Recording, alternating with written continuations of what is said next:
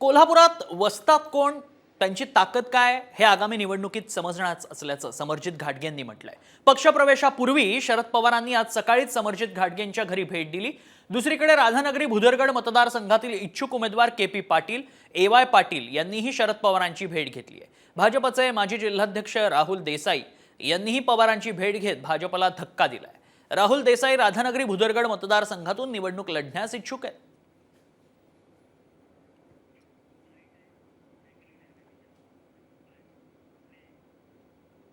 माझी भूमिका आघाडीबरोबर ठाम आहे असं मी त्यांना सांगितलेलं आहे। आता त्याचा निर्णय ते घेतील। अहो काडीमोडनं मी अजितदादाच्या पक्षात कधी गेलो आहे? मी राष्ट्रवादीतच आहे। कुणी सांगितलं तुम्हाला? मी कधीही शरद पवार गटाचा राजीनामा पूर्वी दिलेला नव्हता। नवीन प्रवेश नाही माझा, ते घर माझंच आहे। मी गेली 10 वर्ष विधानसभा निवडणूक लढवायच्या विचारात आहे।